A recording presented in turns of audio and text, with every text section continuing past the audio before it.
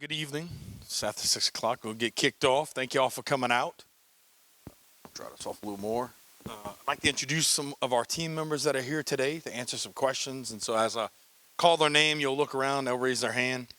But we got starting with Mr. Russell Walters and Ryan Melanson right here and in the back there. Our communications team that helps put this together and does all the nice, great work you're going to see here today. We have Chief Corey Henry with the Houma Fire Department. Is he hiding? Oh, there's he's back there. Man, I couldn't even see you with the way that silhouette is behind you. I couldn't even tell it was you. I was like, he was hiding. We have Chief Travis Terrio with the Police Department. Can't miss him. He's right there. He's going to help us tonight. I meant because you got a blue background. Earl Hughes with Emergency Preparedness. Back there raising his hand. He's the guy that whenever we have hurricanes and disasters helps us get through it and past it. Mark Black deals with coastal restoration right up here. It's the most interesting man in Terrebonne Parish right there. Hillary Domingue, our new quality of life director. Very excited about this recent position assignment. Scotty Dryden, who's here for Public Works. He's operations manager. Kelly Varnado with Housing Human Services back there. We have Candace Malden, who is our CFO. It's a lady with a checkbook. Joe Harris is in charge of juvenile detention right up here. And Leilani Adams, who is my chief of staff back there. So I want to thank them for coming and having a conversation. So I always start this thing the same way, like a nice, pretty presentation that we go through. Or we could jump right into some questions and then come back to that. Or just have questions, not talk about that at all. But I do like talking about some of the cool and exciting things we have going on in the parish, which is why I bring this. So it's up to the crowd. What y'all want to do? Questions and answers, presentation. Now, as I go through presentation, I'll say this before you give your answer. You can ask questions at any time, on any slide, and I'm not leaving here till every question is either answered or we have it together. We have the pieces of paper in the back that we brought. We can write stuff down on to go get an answer if you need it, if we can't come up with it tonight. But in lieu of, you can ask a question at any time, and I'll stay here until we're done. What's that? You want to see the movie? Okay. All right, everybody got your ticket, your popcorn? No, joke. So for the last ones that came here, it was recovery, resiliency, and quality of life. And we've changed that to be revitalization. We feel like that's a better topic. And so for those that didn't see the first one, we're going to give some updates on what the first one had. But we're going to be doing this every year at this time frame. We're going to be in this gym, in this May time frame. And that way you better set your clock to it that we'll be coming back. And if any time you have questions or need something, you're welcome to call our office, call our departments. There's a common misconception that you got to go through a council member to get to our departments. That council member is calling those departments also, right? And you're welcome to call council members. You can call them all day long, do whatever you want to do. But if you call the department head, call that department. And in a lot of cases, you're not having to rely on somebody remembering everybody. They got to call those people back. But they do help and they do try to get involved. But you could definitely call these departments and the departments that aren't here at any time to resolve issues. And I tell people all the time, you send me a picture, an address, a phone number, I'm going to get it to the person. And more times than not, it'll get fixed before you and I could even sit down because I'm usually booking 3 weeks out. Versus if I got it to them, a lot of times the issue's going to be fixed before we'd even sit down and talk about it. So that's giving our team the opportunity to be successful. So we'll jump into our first slide. So again, we'll cover recovery, resiliency, revitalization. We're still talking post-Ida rebuilding projects here, almost 4 years after the storm. We have our Air Base Fire Station, which is on the east side. That's been awarded and anticipated completion in February of 26. The Civic Center, which was had the temporary roof of it, and the power plant were damaged during Francine. So we're hoping to have that completion in June of 25. We've had some weather delays, of course, related to the roof, but it looks very nice, new-looking roof on that thing as you pass it. And still doing some stuff on the inside. We have one set of bleachers I think we still have to replace. And then we're going to look at getting the other ones replaced at some point. We're looking for the funding for that. The Municipal Auditorium, if you hadn't been in that building, you need to go check it out. It looks amazing. New lights, new ceilings, great place to rent that if you're looking to have an event. And I'll talk a little bit about events and rentals and that kind of stuff later. And the Buquet Bridge, bid's been awarded. It's a 2-year project. We're expecting that to finish mid to late 2026. Basically everything but the frame is being replaced. So when people talk about, could they put a replacement bridge, a temporary bridge would have taken just as long to work on as the permanent bridge. And I know maybe this doesn't affect you guys in this area, but if you do go down to Bayou, we've had that canal. It's had a lot of issues. We had a pontoon bridge get hit. We have the Buquet Bridge that is out from Ida, and that was boats hitting it and roof getting torn off and all the electricals getting damaged. And then the Combine Bridge had some gear issues that hopefully we have them fixed in a little while. So we've had a lot of bridge issues on that bayou, but we are working to resolve them. And one of the things, let me see the next slide real quick. I just want to check something. Yeah, so I'll kind of talk a little bit about that with this. So when I talk about the power plant, you may not be on Houma City Power. You may wonder why the power plant's important to you, but it runs the water plant, the hospital, and the airport. And those three things are important to all of us. And so that's why I think it's important to share where we are. That project, we had $65 million worth of insurance as a parish. This project alone is $170 million. That's why as a parish we have to rely on FEMA. That's why the school systems had to rely on FEMA. And of course the process that you see in the news on a regular basis is the issues that you deal with as you deal with FEMA. Of the $250 million, and if I'm wrong on this, Candace will correct me, that we are obligated, we've only collected half of that, and we're still looking to get another 105 plus a little more obligated with FEMA. So this far after the storm, we're still fighting this fight. With them, with everything you build, it's got to be built back. So if it's 80 megawatt before, it's 80 megawatt now. We're in a 200 megawatt pocket of energy from Morgan City to New Orleans, and this is 80 megawatts of that. Due to the fact that we have those facilities that I talked about running on these generators, FEMA said we're going to put some temporary generators in. We're going to pay for it. They're 20 megawatts. They get called upon. So even if that power plant was running, we don't produce power and use power. We produce power, put it into the system. Same thing with these temporary generators. And then we buy and sell that power back and forth like other commodities. So when you look at the fact that 20 megawatt temporary generators we have now holds load in a situation where there's a high load requirement, especially when it's real hot or real cold. And so that's there. If we were to get cut off we have one feeder from energy. If we get cut off from the world, the power plant will run everything in the city limits for sure. With the 20 megawatts, we have to make some decisions on what we can and can't run. But most importantly, the hospital, the water plant, and the airport. We also were going through system-wide line repairs from Ida, 847 repairs. We're anticipated that to be completed in June. You can flip to the next slide. And then we talk about the fact that we had 622 total for Ida, 386 of Francine, which there was some crossover there. So once we got through some Francine stuff, we were able to get back on the Ida stuff. And so we're still working through getting that resolved June of 15. And that's related, again, to power provided to the 14,000 customers that we have on city power with and around the city limits.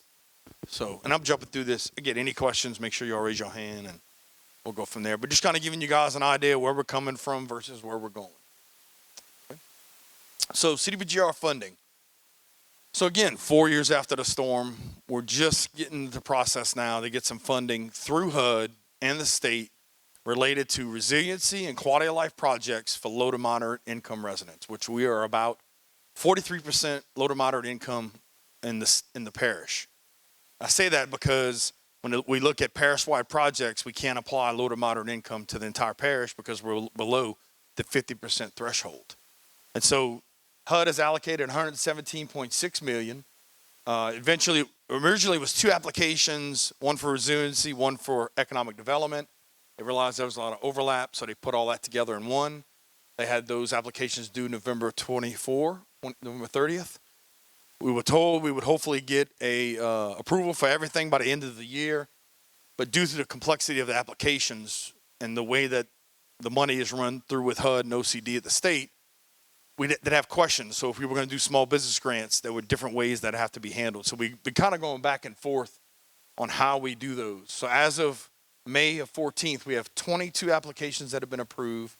6 are currently in process, and the projects must be completed and the funds be spent by November of 2027. And this slide is the projects that we have officially been approved for. And you can see it's a little bit of everything everywhere. And this stuff is actually, if you go to our website, tbcg.org/recovery, you can see these applications and everything that's going on.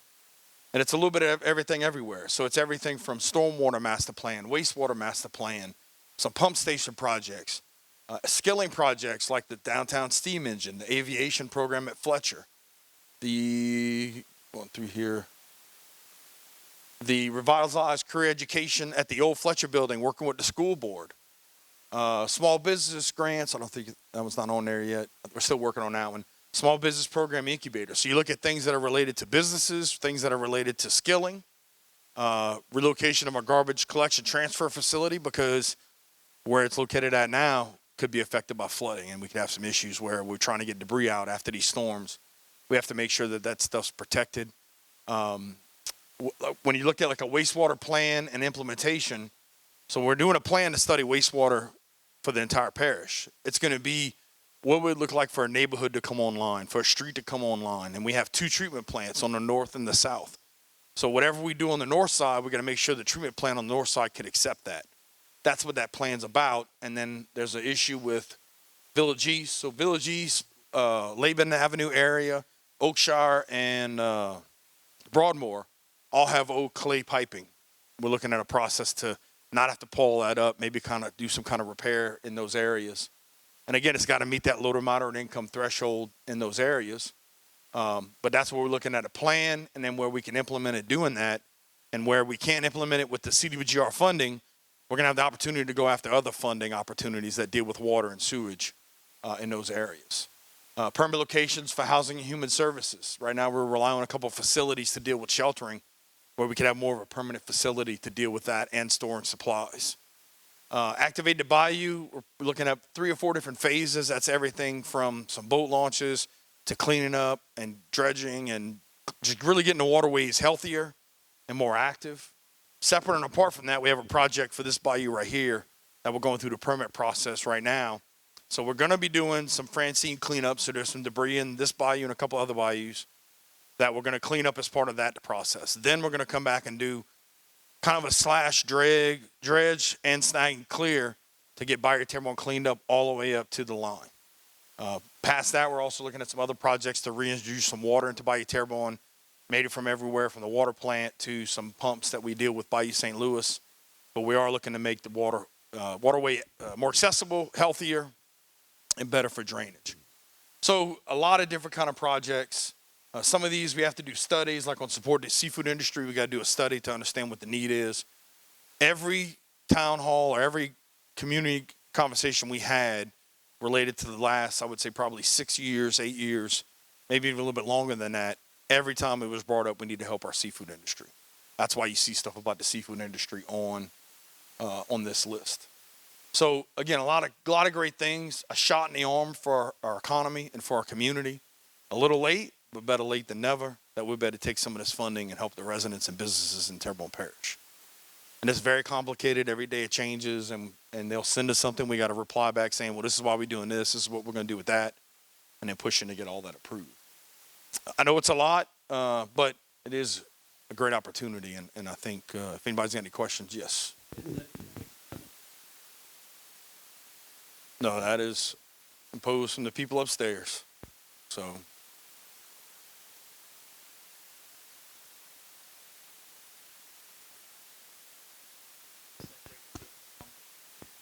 This project needs,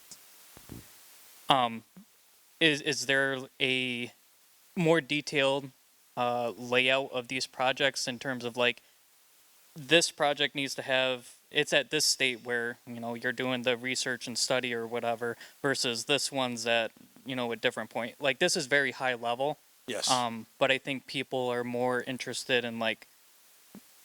So I'll tell you what we got coming.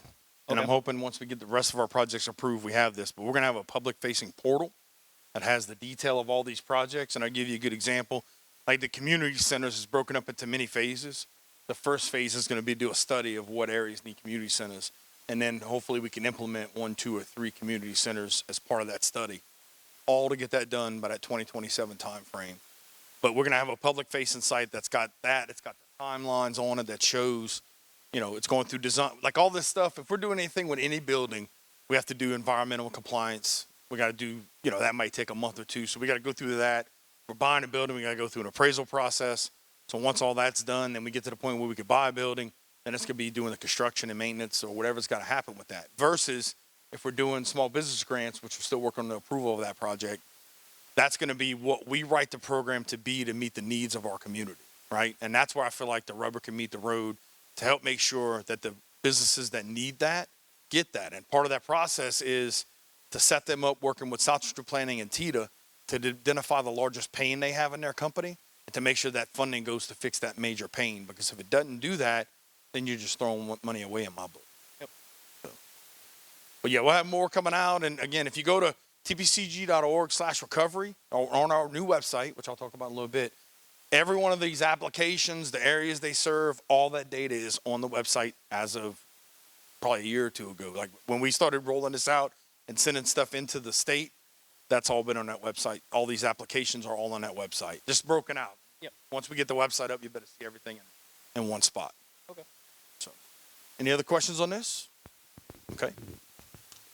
So the next thing I like to talk about is capital outlay projects. Of course, is the ebb and flow of the state budget and whether or not we have a surplus or a deficit. With some of the things they were looking to do with the constitutional amendments to look at what that would mean for if we have a deficit or a surplus. They're still working through all that at the legislative level this year. But I can tell you, if you look at my goal is probably the first 3 or 4 projects on the left-hand side at the top are the closest projects to get finished. And that's what we're trying to do. We're trying to get some projects finished. We have money and engineering spread out through some other projects. And some of these are ideas that we threw up to see if it even stuck, right? But when we look at this is what we're looking at as far as, so we put together a list of projects that need funding in the parish. That project, it lists somewhere around 295 projects. The requirement of funding is around $770 million, which we're still looking for over $500 million worth of money for. And it's every kind of project you can imagine. Drainage, roads, bridges. You just go down the line, pumps. It's everything you can imagine. And this conversation of saying this, identifying what's there, what's priority based on how long it's been an issue, how many residents does it affect. All those things coming together and saying, okay, these have a great opportunity for maybe getting some state funding, and that's how they end up on this list. So we go through a process, and our Public Works Department is going to list the projects they feel are important. When we go into the budget process starting here in June, July, that's going to get moved to potential funding opportunity. But it's all through wish list items that are coming through issues that we work through every day with our residents, calls we get, and issues we see, and and things that happen due to age, maintenance or lack of maintenance. All this gets put together into projects, and that's how we ended up here. So, for example, like the West Alma drainage improvements, that's going to be phase 3 of 3 phases. We're saying, we got that one left. Can you maybe put a little bit of money in for there versus the one above or below it might be $10 million projects, right? So if we could squeeze something in that says it's $1 million to finish here, something that seems more of an opportunity to get the funding, that's what we're working through. And that's, again, this is only a few projects, and these are ones that we sent to the state and everything else. Some projects we'll put into 3 or 4 different funding opportunities and see what sticks. But that's the list that we're working off of right now. And it changes every year. Something might get added or removed, or project's completed, we can move something else up. So we submit letters for all these projects. Every project has different levels of funding opportunities. Some of this requires a match. Sometimes we provide the match, but sometimes other agencies provide the match. So these are different dollar amounts and different levels. Every one of these projects is at some different level of funding. And I can tell you everything here down got added this year, and you never get funded your first year. So they get added the first year to hopefully get maybe some funding, some level of funding, at least maybe engineering in the second year. And everything else has been in process, could have been in process for the last 16 years, 8 years, right? Right. Right. So, and again, there's a D19 pump station that we have fully funded that we're working on starting work for. This is another pump station, right? So if you look at, I want to say, and Scotty, correct me if I'm wrong, 72 pump stations. Does that sound right in that area? Yeah. So when you say D18, that's 18 of 72-ish. So But yeah, so I mean, and again, some of this stuff's being funded in other ways. So we're looking at what's the best opportunity to get funded. Some of this is working with our representatives for what their needs they have, working with council members on what needs they have, and coming to something at the end of the day that says, and I'll give you a good example, that Brady Road Bridge. Maintenance of the levee is dependent on that bridge because right now we have to use a barge to get dirt across, right? Well, all we have is a green single swing bridge. And we gotta stop boat traffic, put a barge out, drop the flaps, and run trucks across it. For the project we did right before Francine, we had 6,700 trucks go across that barge. So we need to put something that's a little more stable with a bridge, and that we're gonna build a bridge, almost where that barge is. We're gonna put it there. But that project, we got a little bit of funding left, right? So some of these projects have been in the works. I think that Brady Road Bridge, any idea time frame how long that's been in the works for? Yeah. So some of this stuff is we're still trying to get some of the funding. And look, any year that the state has a deficit, this is all off. It's almost like when you're betting and you turn your bet on and off. When there's no money in the till, we got to turn the bet off, right? So again, this is the state working through its funding, and this is us working with our delegation, working with the state to say, hey, and this is something that's important and urgent. I laid it out was the Valhalla extension, Right. Savannah Road to Highway 90. I did the first before it even started. The original Valhalla, St. Charles, all that. I designed all that. That was supposed to be funded from the state a long time ago as a hurricane evacuation. Is that still in that process? Because I know one time we was messing with. I mean, that right there is a $50 million project. Yeah. But we was going to pay for 2 lanes of it, Right. and we had to right away for 250 feet, if I remember correctly, Right. to build 4 lanes out to make it emergency evacuation to Highway 90. That's why I was wondering, is it still, the right-of-ways and all that was being established back then, that's still in process? So I know we've had some conversations working with the landowners and some other things. I've been in one meeting, and that meeting was probably a year ago. Right now they're doing a study because the first part of that off of Savannah runs right through some wetlands. So that's going to be that's the thing the biggest hurdle we got to clear. But after that, it's going to be funding. So say the state, this is capital outlay that is going to come from the state, but we got to find $50 million. Right.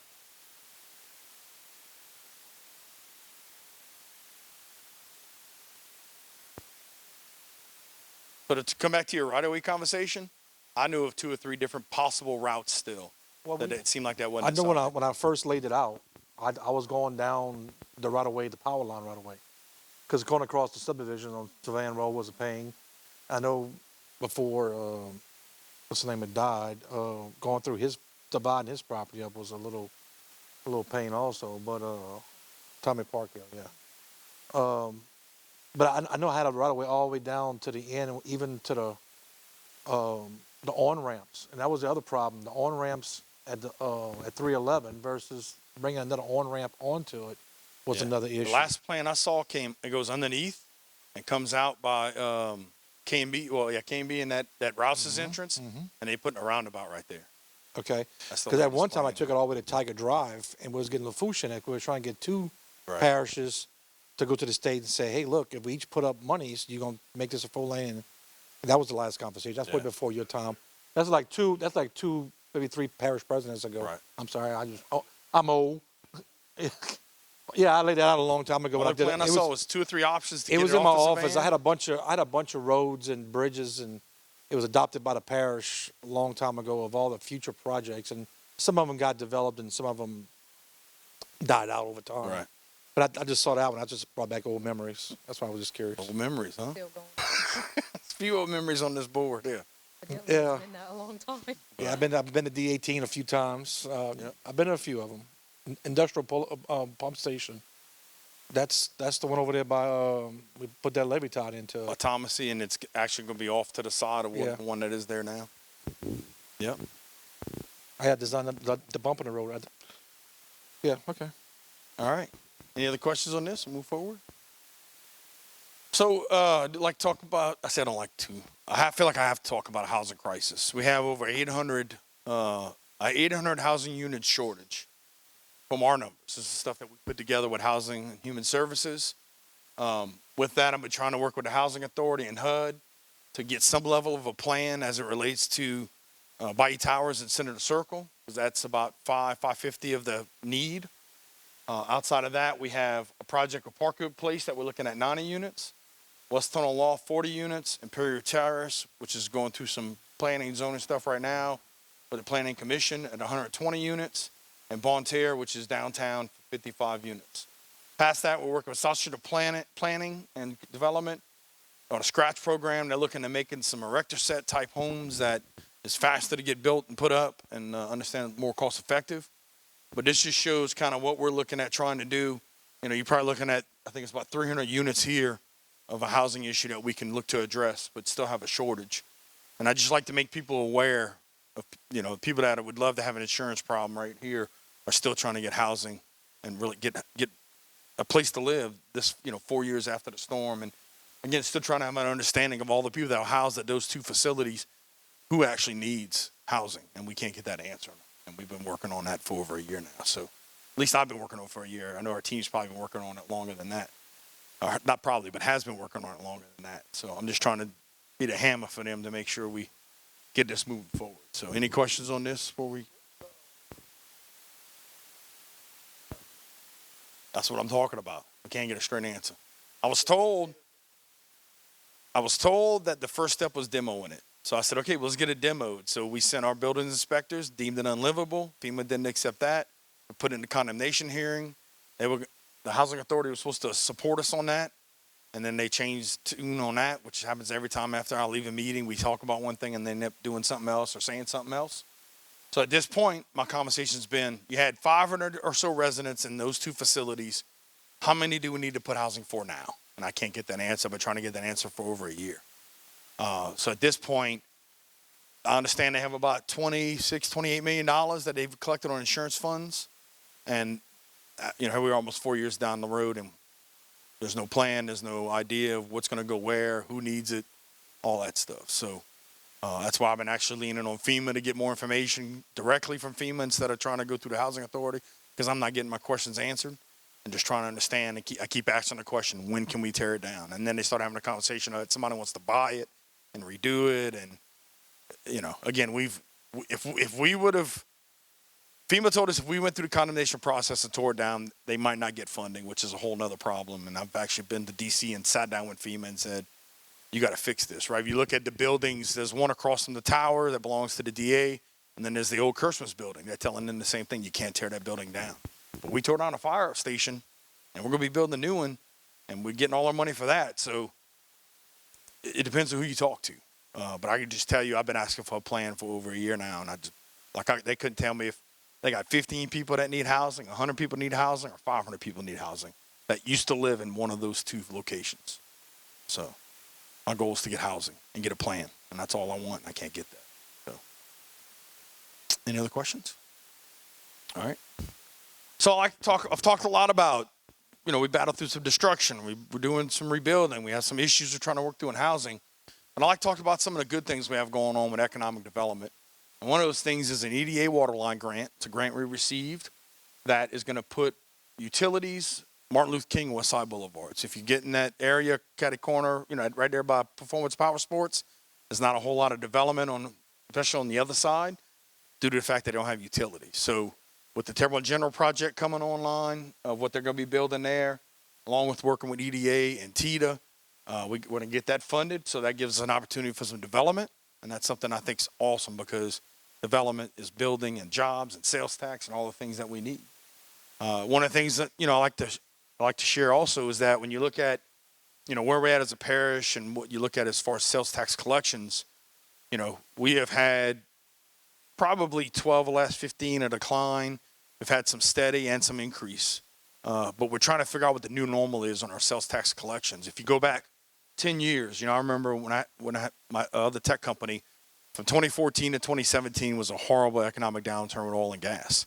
So I like to look back to that time period, which would have been, 10, 11 years ago, to see where that is versus the false economies we've had with the BP oil spill, COVID, and Ida. So every time it did this with these false economies, but if you look at the last 10 years, we're actually on track to end up right where we are right now. So with the drops and raises and the steady incline, what I've seen since 2014, now it's trying to figure out what that new normal is going to be. And is that going to incline? Is it going to stay steady? Is it going to drop? So I felt like we leveled it out. We had a last couple good months or decent months at least. So as we look through that and sales tax, that's what we're funded off of. Everything we do inside the parish is related to a property tax or a sales tax, right? And then some situations where we have utilities and we get revenue in, but the majority of it's going to be in those two categories. So we're seeing what seems to be some good things. Tom is going to tell a little bit on that. But again, stuff like the EDA waterline grant. We bought the Whitney Bank building at the end of last year. That's going to put a lot of people in that building, more foot traffic. We have studies that show, for dollars that invest, you get a return on that investment with a walkable area. And what we have going on with some of the things downtown is going to make a difference with that and bring more revenue to our parish. Fletcher built a workforce building and a couple other building and projects that they're working on. Cynthia, Louisiana, which is something we're kind of waiting to see. They were kind of like a little trial thing to take lilies and convert it to everything from potted plant holders to OSB board.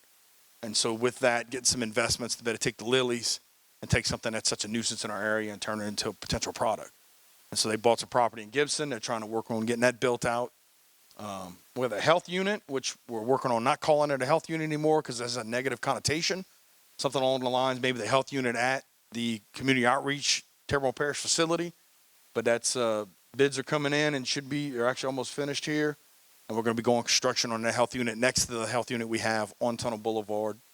And then American Legion, we should have all of our quotes obtained to redo that building and going to make that a veterans center for resources. So if you're any kind of veteran, we have 2 or 3 or 4 different veteran organizations for them organizations to originate in that building and have a place for veterans to go work out of and help our veterans out. So some cool things going on. And again, with the CDBGR funding and those projects kicking off, a lot of positive opportunity in Terrebonne Parish. Any questions? No, that's the one. So that's the VFW. We're redoing that related to IDA, and we're actually probably going to put our buildings group in that building. This is the one on Legion, right by American Legion. The Legion School used to be the pool. And they have used to be a tennis courts that we're going to convert to pickleball. Let them kind of run it. It's that building right there on the corner of that street and LSU Ag building used to be. What's that other street? You don't remember? No. Coming from 90 from Nolans Boulevard. Oh well. Yeah, right there though. Yeah. All right. So permits. I just like to give some numbers when it comes to this. We were right around 3,000-ish before IDA. Jumped to almost 8,000.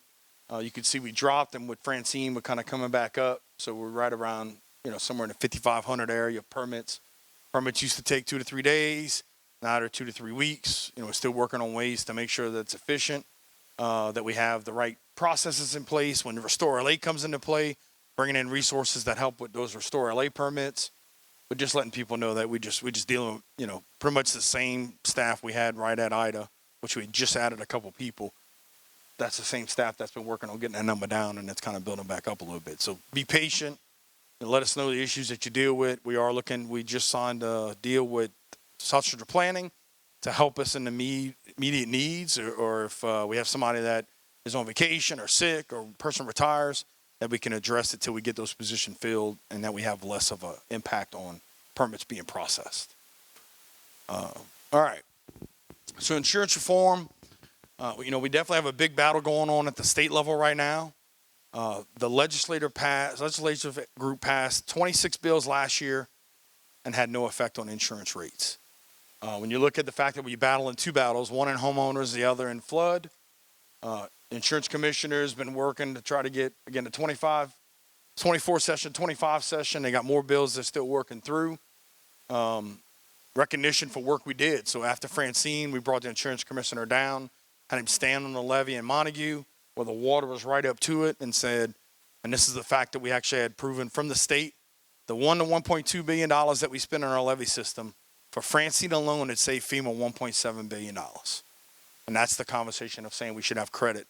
The stuff that wasn't damaged with Francine, because of the resiliency, the hardening that we did after IDA, that we get credit for all that. So the insurance commissioner has been talking about getting reinsurers down here, because he said it made a difference for him to see and feel and touch it.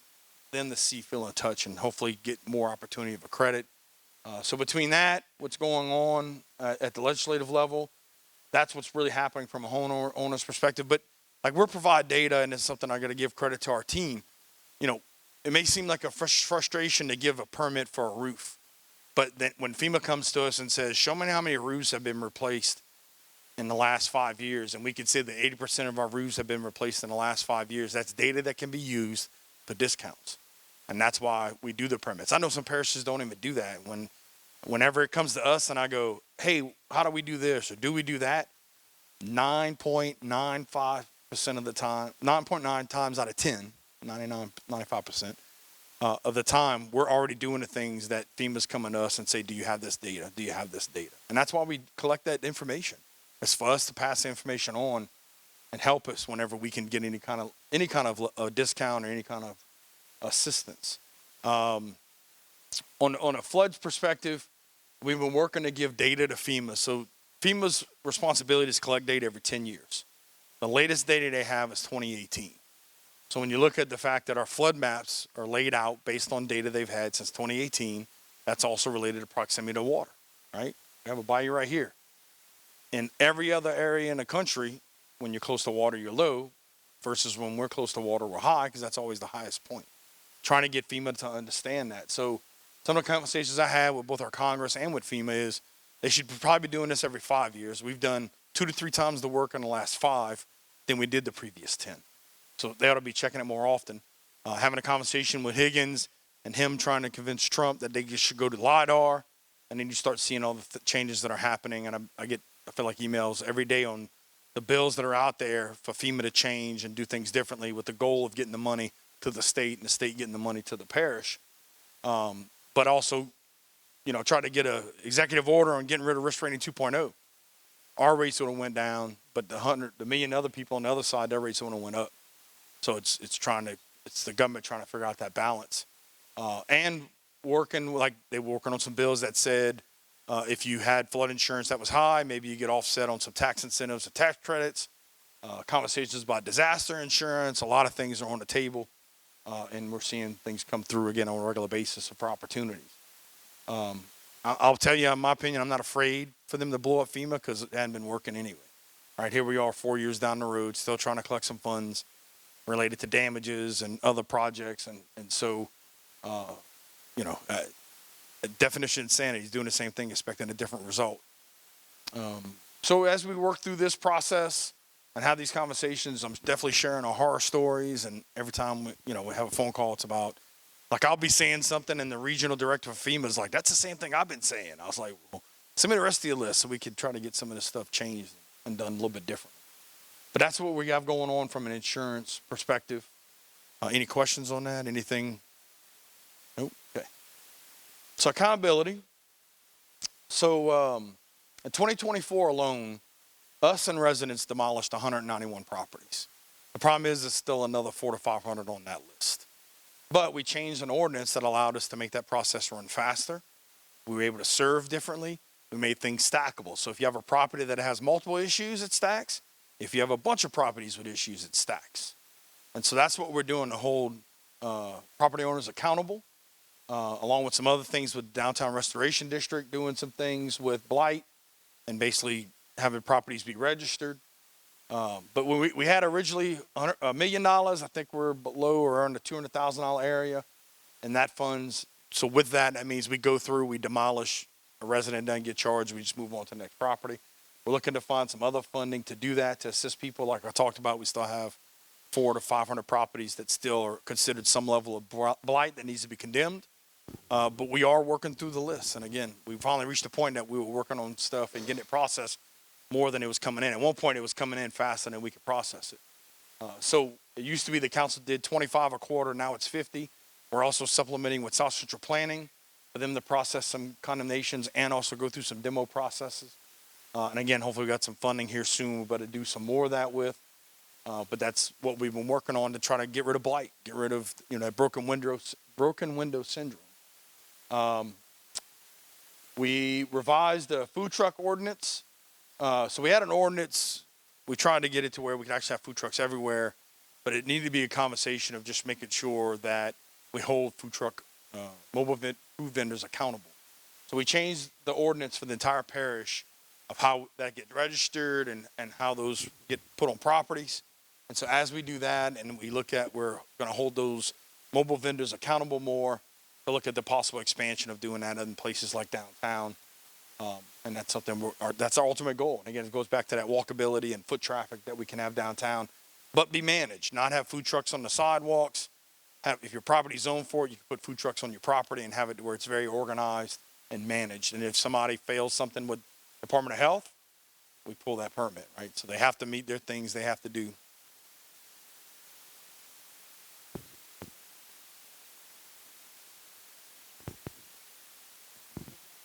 That So we and change it revisited it to make sure, to put it in a and separate. she's asking about food trucks. So what we did, the first phase was, let's make sure that the way we manage food trucks is better, parish-wide. Okay. So we did that first. And now we're going to look at coming back. And for a few examples, like Chamber just started doing like a food truck Fridays. We're looking at doing some food truck events just to show people that that's what people want, right? Right. In the and then- last council meeting that we went to, I know they had voted down the food trucks in the downtown Right. area. That was from all a part of certain- one ordinance. But did you revisit that? Are they going to allow? Well, we the food revisited it from the trucks? fact of we're changing the way we manage food trucks parish-wide. Oh, just parish-wide. First Okay. step, right? First step. So it's instead of eating elephant, the whole thing we're going Okay. to do, let's change the way we manage food trucks. Let's show some accountability there that we're just not going to let. One of the problems that people had to complain with was on the east side. They had a food truck that became a permanent location. With the way the Board of Health ran things before, that was allowed. Now that's not allowed. Okay. So for one of the things that we got to make sure we prove that can be enforced is that if you have a food truck, it's got to leave where it is every day. Right? It can't stay there. So as we have the new ordinances written, the way we manage those food trucks, if they don't move every day, we can reject that permit. Right? So with that being in place, there's more accountability that can be had with the mobile food vendors that allows us to maybe expand in other areas once we show that accountability. And I can understand both sides of it, right? I know there's concerns with businesses and putting them out of business. Well, I was just, So- and one of the council members brung up a good idea. I don't remember who it was, but they did say, maybe it was Clayton, that the time frame. Yeah. Like after hours, where downtown is more lively at night. That's perfect opportunity for them. So I didn't know if that I was can tell you what's revisited, so we frustrating can from see. an administration perspective is that we sat down with restaurants and we had everybody in one meeting and we had all these conversations. We took that whole thing and sent it to the council. Do y'all have any questions? Are there any issues? Do we need to work on anything? And then you see what happens at a council meeting, right? Yeah, So I saw. at what point that our team is putting all the information together, doing the research, having the conversations, having the meetings, to not get any feedback and then have that happen. So we said, okay, we're going to just do it on our own. Let's change the way we manage food trucks parish-wide. Let's do that first. Okay. Got that passed, and then it's going to be, what's that next step look like? And again, showing that maybe we have a little, right now you could have food trucks if you have a special event permit or for like parades, right? So in those two situations, so the conversation becomes, well, maybe if we do live after 5, let's get some food trucks out there and let's see how much of a buzz it creates. Because I was definitely looking for a taco truck, girls' night out on the bus. Right, It was that time. I was looking for a taco truck, couldn't find one. right. I understand. Everybody like a good taco truck. I think the biggest thing about the food truck thing, and I'm not against that part at all, but you're sticking brick guys, they put a lot of dollars, brick and mortar, yeah, and especially the insurance part of it. When the food truck stops on the side of the road and he parks, if someone falls and breaks an ankle right there, who's liable? So that's where I talk about. So when we talk about, there's 2 permits now. One is that for every mobile vehicle you have to have a permit to operate. And that's us making sure you have what you need with the Board of Health. That's making sure you have an occupational license, that you're doing your sales tax stuff. Mm-hmm. Then the second permit, which is no charge, is an approval to be where you're supposed to, where you're saying you could be. So if a food truck wanted to come set up right out here, they'd have to get permission from this rec district to set a food truck up out there, right? So that's the second permit. So as far as the conversation of food truck setting up on the side of the road, that's not allowed, right? And that's something that if is reported, they can lose their parish-wide license to operate a food truck by not operating where they're supposed to be. So then you look at the fact that you got to leave every day. They have to have a commissary. You got all these rules that the Board of Health meets. So when I come back to the fact of saying the thing I was trying to do downtown is if a property is zoned for it, commercial, that's when you have the opportunity to have a food truck, but you have to have the permission of the property owner if you don't own the property. And you have to have a commissary, and you have to leave every day, right? So when you look at all those things, I know of 2 or 3 food trucks that became brick and mortar restaurants. I look at food trucks as a incubator for an idea that somebody maybe can't afford. Maybe they've tried to get a loan, maybe they've tried all this stuff, and they say, I'm gonna do this, I'm gonna deliver food, or I'm gonna have you bring, come here and get food. Again, when I see 2 success stories, when I see the studies that show time after time, that I have a study that shows, and this was part of the stuff that I gave the council once it failed, because like I said, I had the meetings, I gave all the data, gave everything to the council. They didn't have something, they didn't ask for it, it didn't pass. But I have a study that shows for every food truck, you get more restaurants. So again, every person every dollar you invest downtown and make it walkable and do stuff where people come walking there, you get a 10-fold return on that investment.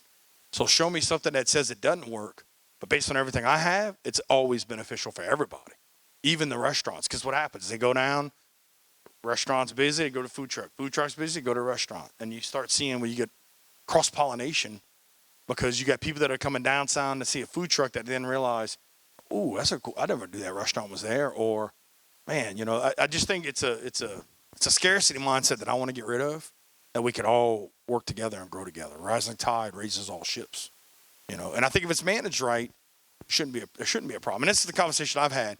I could put a container down there now and do the same thing. The difference is that these have wheels, right? So if I rent a property and put a container on, I can open a container restaurant tomorrow with the current ordinance. So at the end of the day, what are we actually fighting here is my question. But we're going to go through. We're going to show people how much of a benefit it is. We're going to work on getting downtown more walkable. And we're going to try to get people downtown more often, because it's a proven fact. The healthier that downtown is, the healthier parish is, So, all right. Some other ordinances. We had a panhandling and vagrancy ordinance that was actually unconstitutional. I referenced the banana box condos at the bottom of the twin spans on the east side, where they had some banana boxes and people living behind them. Prior to this ordinance, if the property owner didn't say they were trespassing, there was nothing we can do. Now we have an anti-camping ordinance that says you can't camp here. That gives our law enforcement the opportunity, not only in the city, but parish-wide, to say you can't camp here and you got to go. So, and look, at the same time, I'm working with groups to make sure we address behavioral and mental health and addiction, which I believe are causing a lot of issues with people, with crime, with economic disadvantage, with homelessness. So not only are we working on trying to keep things nice, neat, and tidy, we're also trying to make sure that we have all the resources in place, that everybody's familiar with those resources. At the end of the day, the battle we're going to fight is the people that don't need help, don't want help. And that's the problem that goes on around the country. It's either Seattle or Portland spent $1 billion to address their homeless issue and didn't make a dent. New Orleans spent $250 million. They say it's just as bad now as it ever was.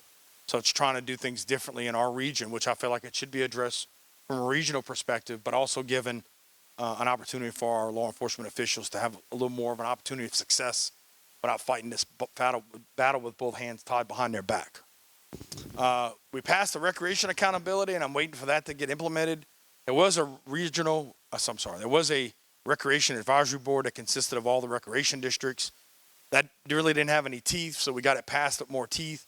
We're waiting on a council appointment to get that thing kicked off. I think we've been waiting on that for 5 or 6 months now. So as soon as the council can get that appointed, we can have more accountability when it comes to recreation, have a master plan, and have things that all the rec districts work together. Where if one, for example, we have 3 lunches that I'm aware of in recreation districts for seniors. And we have 11 rec districts. So why don't we have 11 places that seniors can go have lunches? So it's the rec districts working with the council on aging to make stuff like that happen. We have rec districts that don't have pools. We have rec districts that don't. All the rec districts all don't have the same stuff. How do we get our rec districts to work together and come together and share ideas and share resources and give people a better opportunity to quality of life no matter where you live and no matter how old you are? And so that's where that's coming from. And we instituted a borrow pit pond ordinance. We had a situation where somebody dug a pond, and that pond started flooding the neighborhood, and we have anything in place that could address that. Now we do. And we put it into the borrow pit ordinance, which we didn't have either. And that's, again, as we see issues, as we think things need to be adjusted, we're going to throw it out and see what sticks. Of the 8 things I tried to pass last year, 7 of them did, with the 8th one being the food trucks.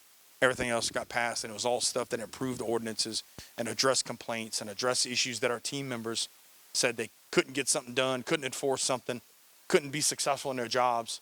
So we did what we could to get some stuff implemented to change that. Any questions on this? All right. So quality of life. So we rebranded TPR to Quality of Life. We have a new Quality of Life director, Mr. Hillary Domain. And that is, we have athletics and leisure, which is like your football, baseball. We have community enrichment, which used to be Main Street. We use the concept of what was done kind of with the Main Street program and how that works. And we're looking to implement that around the parish. And then we had venues and destinations. You used to have to call one person for the municipal and another person for the baseball field or civic center. All those facilities in one place. And in the process of dealing with some safety issues that were addressed, we took over these parks that were in recreation. We were doing some level of maintenance. But one of the things I really like to talk about is that first one, which is the air-based softball complex, which I like to call Bayou Country Sports Park on the east side. I think the east side residents need the same opportunities the west side residents do with the sports park. But again, a lot of these parks, or I say a lot, but some of these parks had some safety issues, things that put a liability in the parish, things that people could get hurt on or worse. So we took over these parks, and we're working on making sure that they are all safe, that they're usable, and that the residents in these areas have something they can be proud of. And we'll continue to move through with quality of life and making sure, again, go back to that conversation of quality of life, no matter where you live, no matter how old you are, the best opportunity for quality of life inside the parish. And what that relates to community outreach. Any questions on this? And we're getting to the end. I know it's a lot, but we've been doing a lot, so I like to share. So we just launched here, actually about a month now, our new design website. Probably haven't been updated in a while here. Our team did a great job.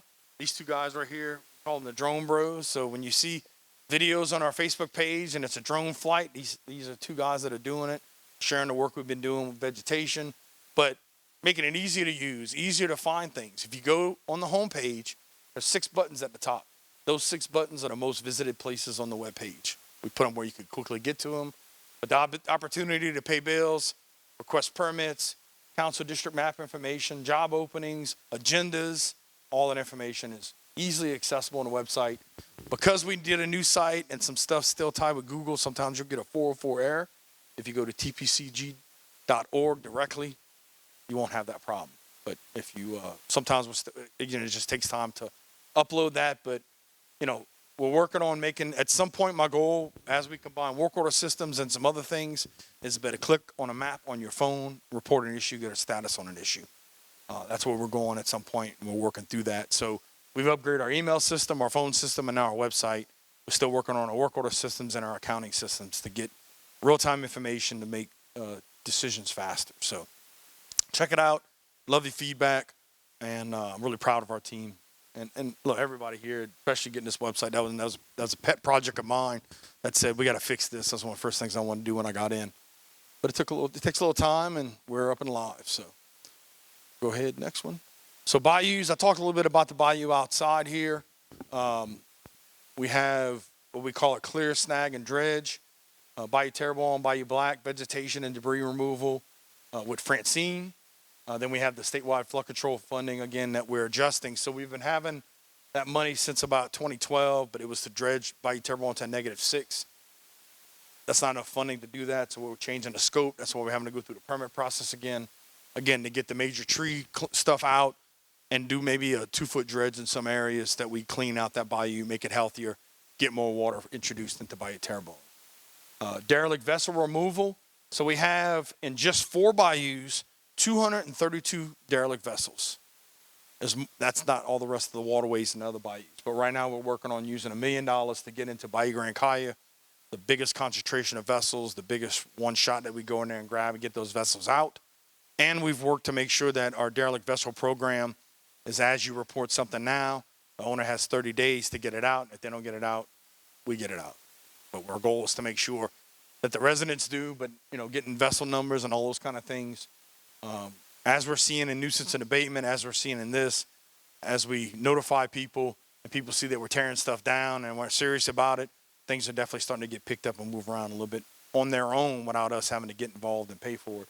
But at the end of the day, I think it's important to us to make sure, it's a balance of saying, well, we're using taxpayer funds to get rid of some people's property, but we have a responsibility to address blight, which affects property values, right? So it is a balance of trying to do both of those things that we try to do as fair as possible.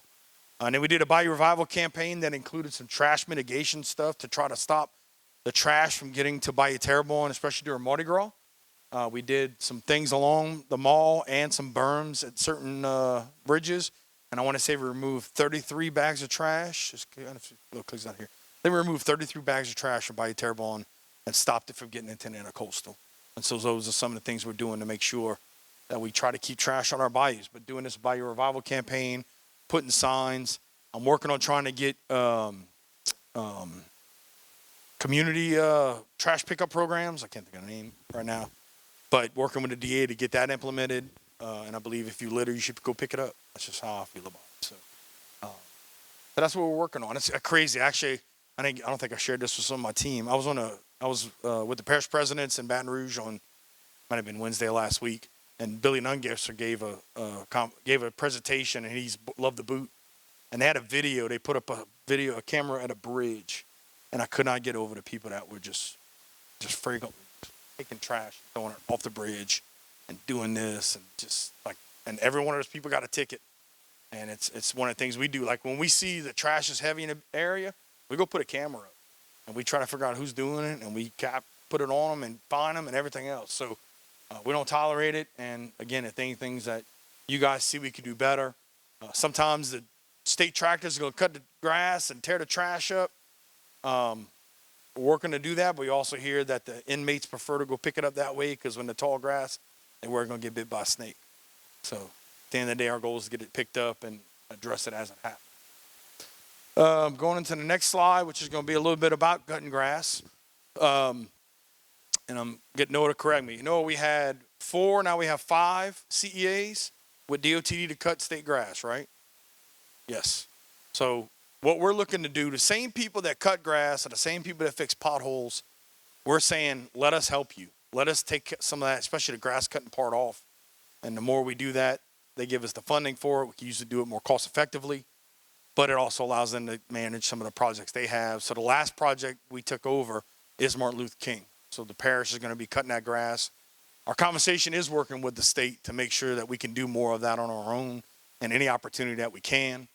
I can tell you we have a quarterly meeting with DOTD that started with us kicking up some reflectors and stuff on the twin spans and some other stuff getting cut down related to Mardi Gras. And so we definitely have a working relationship. And when you look at the twin spans, there was an issue that when the Dageville Bridge closed that the lights were off. So we asked the local people a couple times, didn't get the response we wanted to, called up to Baton Rouge, lights got adjusted.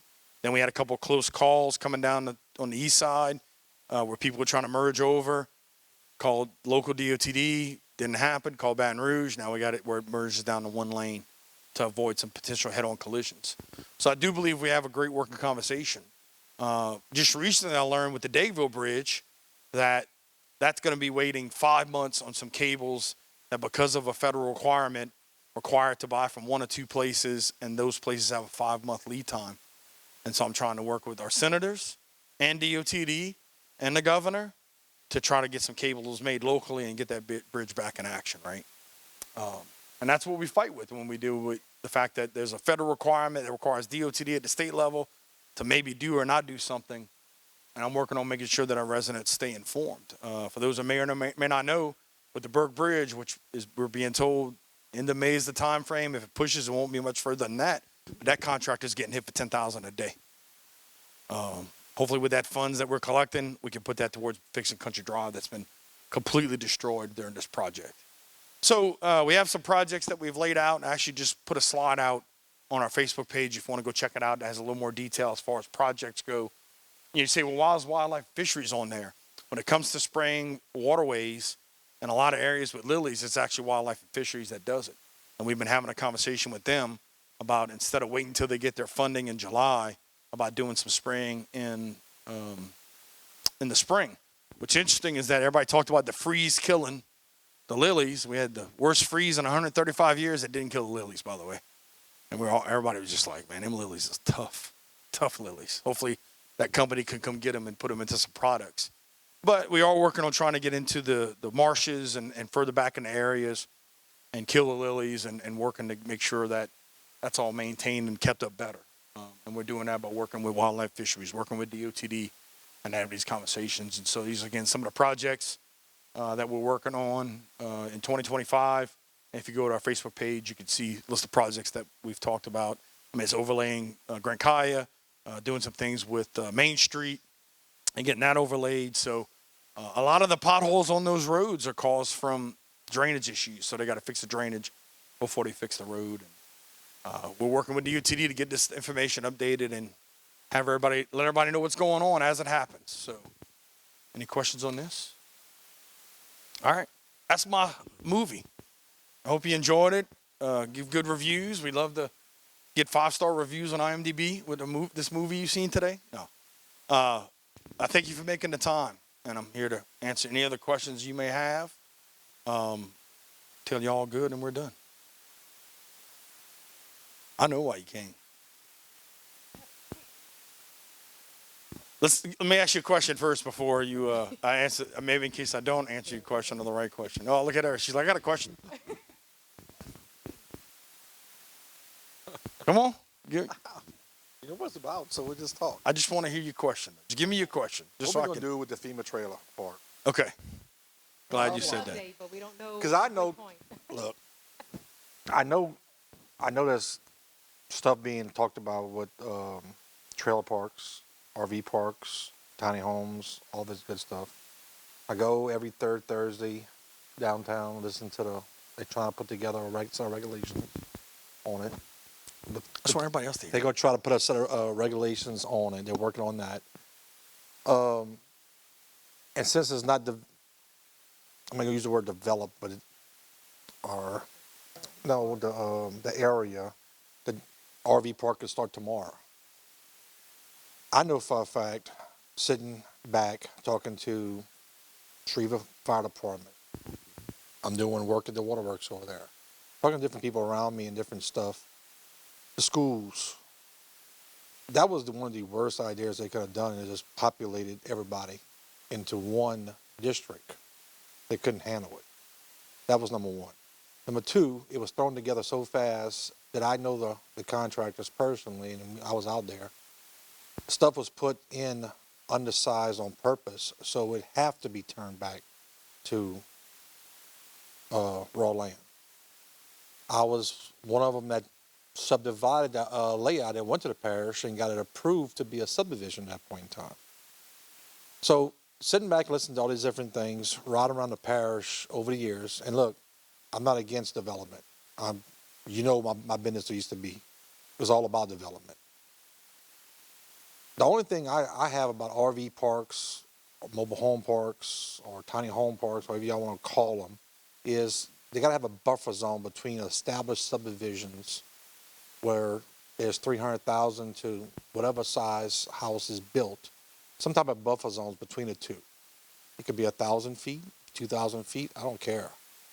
There was an old parish president that always said that sometimes some things are just not developable. You just can't develop it. It just makes no sense.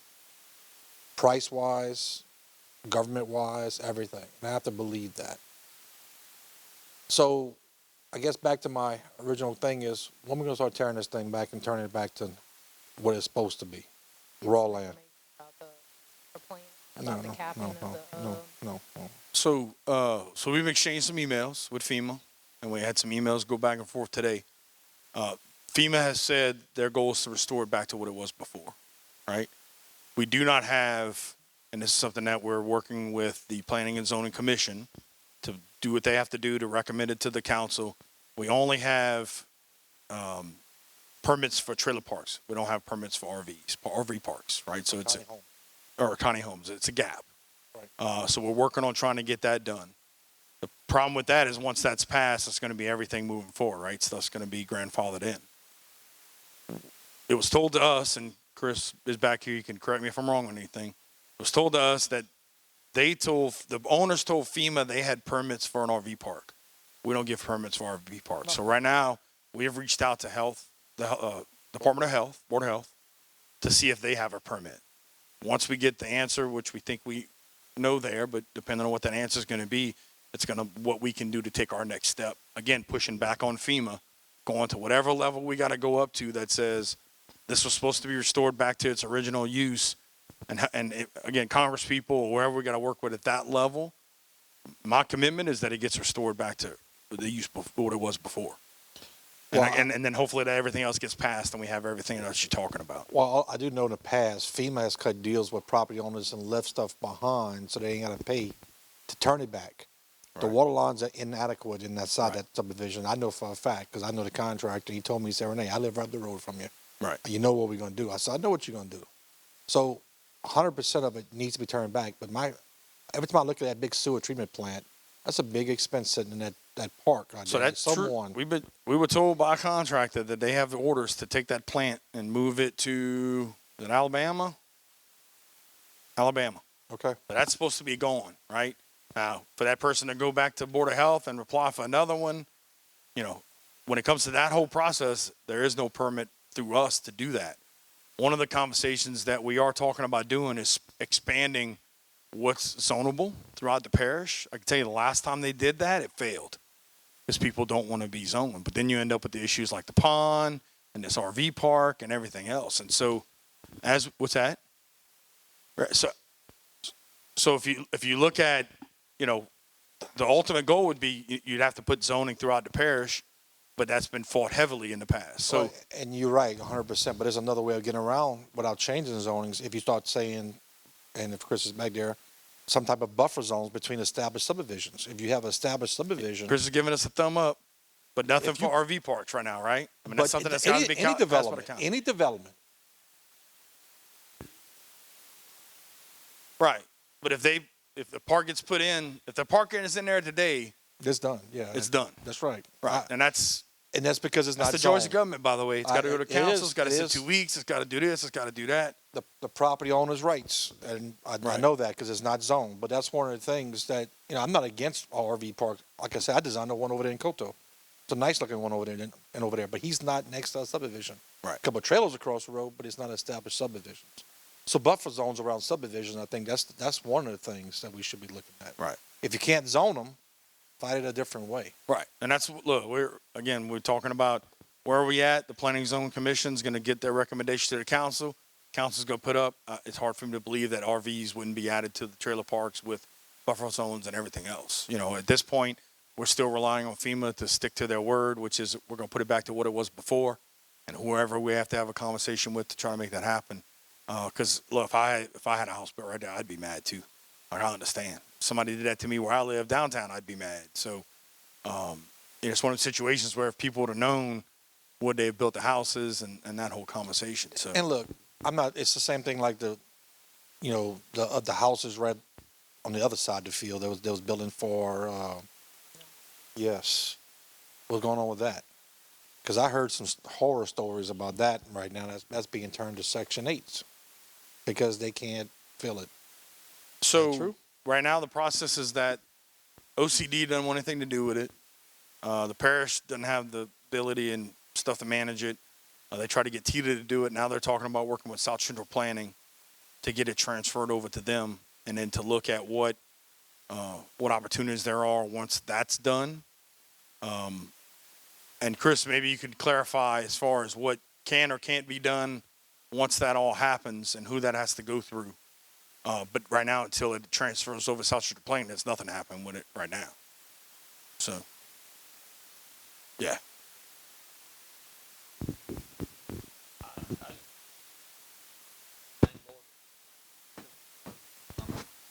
Last week, and I was in there, and I thought they were talking about the Lulu's trailer park or whatever they call the thing, and they had no copy of this. Now, this is available on the internet. They said they were going to give you a copy of it, but it does say in there, it's on number 14, but they're going to. That's the one? Okay. But anyway, they are supposed to turn it back, like you're talking Yes. about. Once they move the trailers out, they have to turn it back. But it also says the owners can get an agreement with somebody. Now, who do they get an agreement from? And what type of an agreement would they have to go with? Number one, could they put up an RV park? Could they get an agreement with somebody to put an RV park there or something? I mean, that's just there's some wording in there that's confusing. I could tell you we sent a letter that says we want it to be put back like it was. Okay. I'd be very surprised that FEMA would try to strike any agreement with the parish entity saying we want it to be put back like it was. I got one. Come on. Oh, there he is. There he is. I bothered him last time. So. The agreement that document refers to is the lease, which Okay. we do have copies of. And the Right. lease doesn't say anything about removing the infrastructure. That's one problem. Okay. So that lease is between that property owner, and it's not FEMA, it's another agency of the federal government that executes leases for property, for private property. So it's kind of like how the state, when they did their temporary housing, or sorry, not the temporary housing, the New Isle subdivision, the lease was, or the property owner rather, was, the Louisiana Land Trust or something like that was set up for ownership of property. So FEMA kind of operates that way. They have another agency that executes lease agreements for private properties. And they have an identical one for the one out on Gage Court too. Okay. And we're looking for that document for the Gage Court site. I got you. Well, I have one other question or one other thing I want to say. There's no gate there. And there's some little plastic, I don't know what they are. They look like Tinker Toys or whatever. But anyway, we have people going in there all the time, and they're racing their four-wheelers and motorcycles. We've had gunfire going on over there. We've had cars racing in there. Somebody needs to tell these people to secure that thing somehow or another. So after we met, the next day I sent all of that information to Angel Rogers, who's with FEMA. She's the one that's been communicating with us, and she's supposed to be getting all of that addressed. And TPSO was also on that same email thread. Well, thank you for that.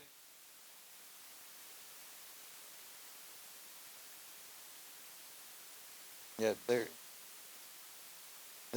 Like those barriers. Yeah. it's just, I can move. My wife could move them. There's not any. So we'll do, it may be dark, but I'll get pictures of it and send pictures of what's out there to Angel, and so she can see for herself what we're talking about. Yeah. But I don't know if anybody, I don't know if any vagrancy or anything else is going on around there. I don't live right next to it, but I agree with you. There needs to be a buffer zone or something. You got these $300,000, $400,000, $500,000, $700,000 houses, and then this thing right on the other side of the fence.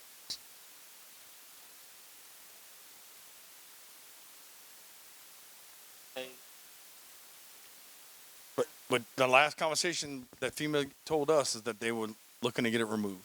And then, well, when I say looking to get it removed, they were going down the road of getting it removed. And then this conversation came up about a permit. So it could be as simple as the property owner saying, I got a permit. Well, they get to us and they say, did y'all give him a permit? We didn't give him a permit. Did y'all give him a permit? Did y'all give him a permit? And if nobody gave a permit, then it's coming back to FEMA and saying, the parish wants it back what it was before. And if you can't help me, then I need to go find somebody else that can. And that's.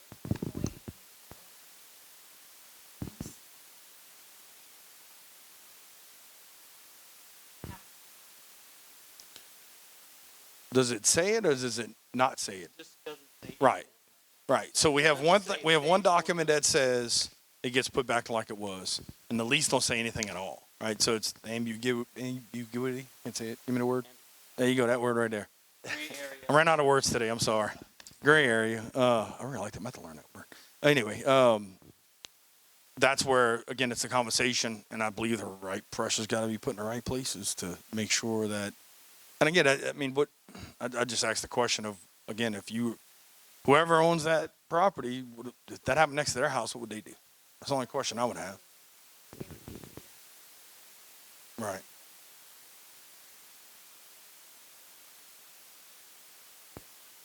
Right. Yep. That's everything we're gonna use. Everything that we come together to use, or why it needs to be undone, is the fight that we're gonna fight. Designed and installed for simple. Right. Yeah, I know. I talked to Sobear too, and the water board's condition of approval on providing water was that it be, and that's in their minutes. I feel like we do. Right. So we're just crossing these as we get to them. Right. This happens. Let's have that conversation.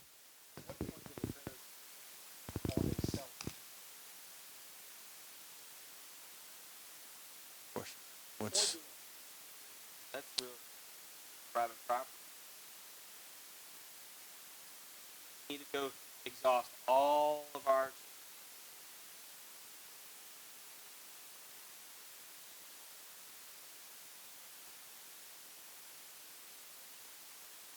Right, but before we go down that road, because when we get to that point, if we're in front of a judge, tell me what you did, explain what you did, the proper channels, and if stones unturned, proper channels, then he's just gonna kick it right back. So you go turn. I think Jason's saying is pushing at FEMA until we're not satisfied with. which pretty soon is gonna be the president because they're moving it. I don't know if you heard about that or not. But one of the bills they're working on is trying to get it to where it's a cabinet, not where it's at now. So And there is a FEMA public comment period that the feds put out. Hey, if you want to know all of your experience, I know, right? We're at 7 pages counting, but I mean, that's something. I'm not sure if there's a link on the website. we had shared something, or we're gonna share something. Let me follow up on that. But we were gonna share that comment out. We might have shared it. I just need to double check and see if we did. So I would encourage all of you to maybe IT like back up. Right. So it's y'all to find the link and go and tell that story. Here it is, your document. And if Now you're fill trying out to the change information rules. that you're here today, that's how we can get the information to you to let you know. Go here and fill it out. Yeah, John, we can let John know. You know, Yeah. Okay. I need to see if I'm on your water plant page. I need to check that out. Well, I know I was on pages, but I wasn't commenting. I just early on. Now, well, I'm talking about I was running for office. I just didn't feel like it was right to do that. That's just me. Okay. Yep. No, anything we could do to spread the word and get the information out. So, our goal is to keep everybody informed as it happens, and to let y'all know that we've officially sent a letter, and that's our stance. That's what we're pushing on. Could be, might be. Whether it's gonna be an alien space landing station. You let me know how to cut them rumors out. I'll pay you some good money.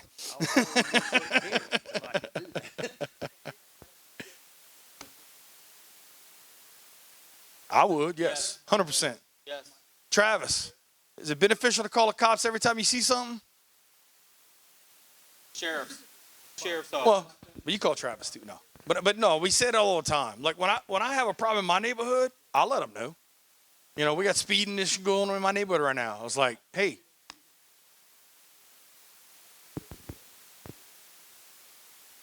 Right. If they don't know, they can't fix it. And if they could see we got 30 calls on this, that gives them information to see we have a problem, right? Maybe it's 10, maybe it's 30. We could turn that, a summary of those reports. We could turn that over to FEMA, Yep. or our congressman or Trump if it goes that far, and say, look, this is what we're having to deal with on something you guys, rammed into.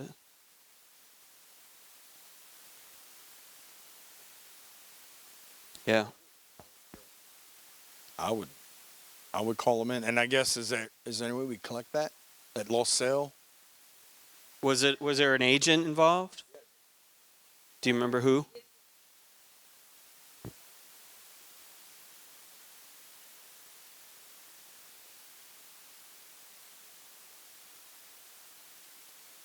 Right.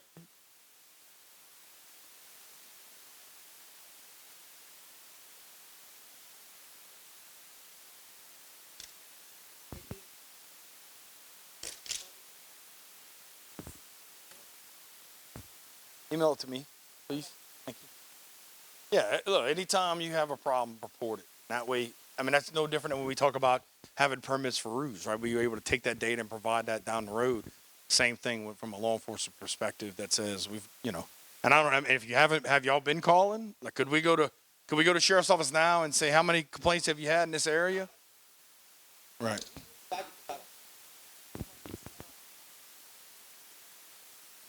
Yeah. Right. I'd call.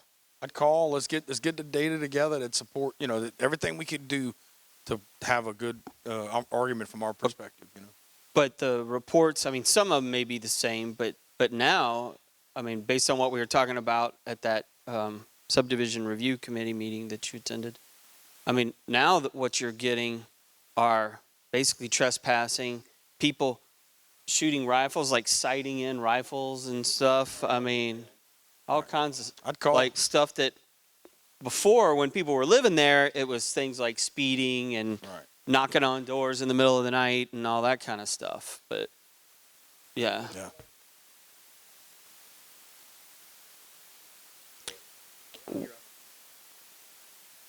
It sort of Just call it in and let law enforcement sort it out, you know? historically it is that's the landowner has to say it's trespassing, but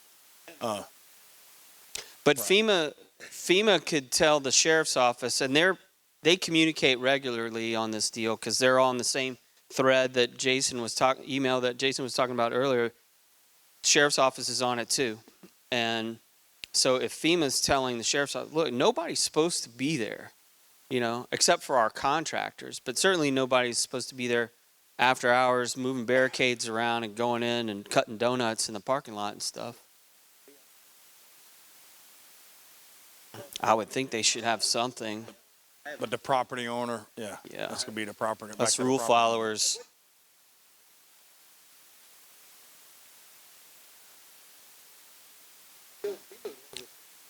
Until FEMA, I guess until their lease officially is terminated. Right. Right. That's why I'm saying we need to alert FEMA, and so that they can go down and put signs out and do all the things that they should be doing. Can I you mean, when check people into- were in there, they had a security service, but Can I'm you sure kinda they're see not there now, what right? history there is and try to collect that info Yeah. with TPSO? Yeah, And Favaloro's I would on say the that thread. moving forward, I'd call every time you got a problem. We got to keep Tim busy, right? We got to give him something to do, right? I mean, no, that's true. I said that, Tim. That's to you.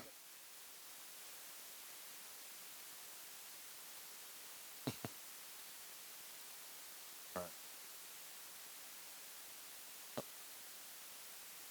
That's it. Thank you. I asked earlier. We could have talked about this first thing if y'all wanted to, but I know. I'm just messing with y'all. Well, thank y'all for coming. And our team worked hard. Look, I got to give it everybody that's here, everybody that's not here with our team. I'd put our team up against everybody in the state that we have the best directors and employees in the world. Hard working, dedicated, and willing to do everything they can to take care of our residents. So I thank y'all for making the time. I think time's our most valuable resource, and I appreciate y'all giving us some of yours. And together, we can move Terrebonne forward. So God bless y'all, and thank y'all for coming.